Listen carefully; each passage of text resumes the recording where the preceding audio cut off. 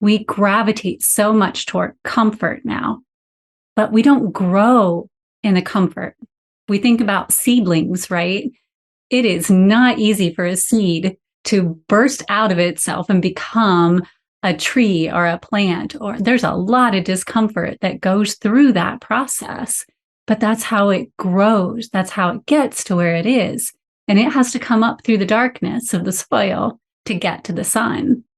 Yes, and a few minutes ago we were talking about creativity. We don't create by staying in our comfort zone. We don't create new possibility or that which our imagination wants to allow to come through us by staying comfortable. And so it's not that we're advocating for call in every form of adversity you can and make that the focus of your practice.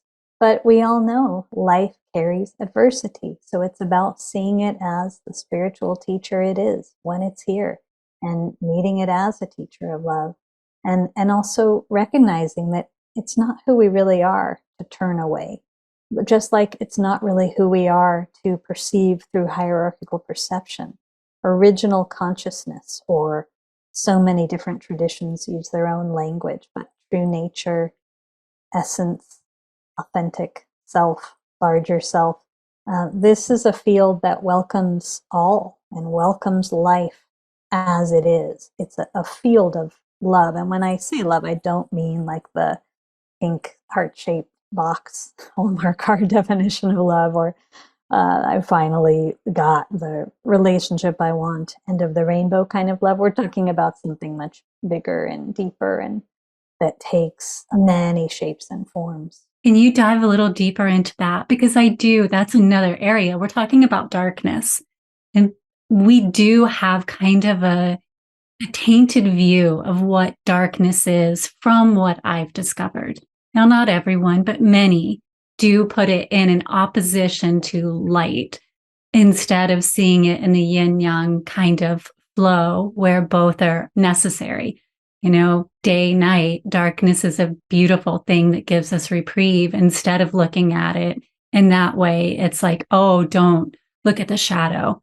How do you see love not being necessarily viewed as the depth of what it is, much like darkness not being viewed to the depth that it can offer as well? We've Hallmark kind of put it into that box versus the multifaceted it is. How have you seen that?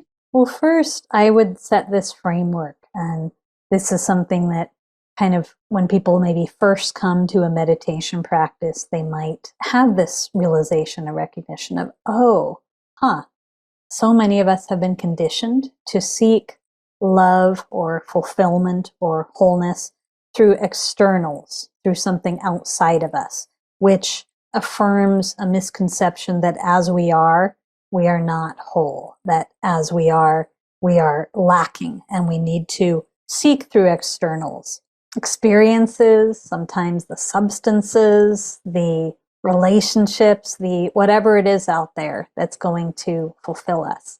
And as soon as one begins, let's say a daily meditation practice, or really starts returning to presence, there's a recognition and remembrance of that which is already whole. That which is already whole. And then we can still engage in the externals. The relationship, I tend to say, becomes not the cake, but the icing on the cake. One's relationship with oneself, with life, is the cake. But our understanding changes.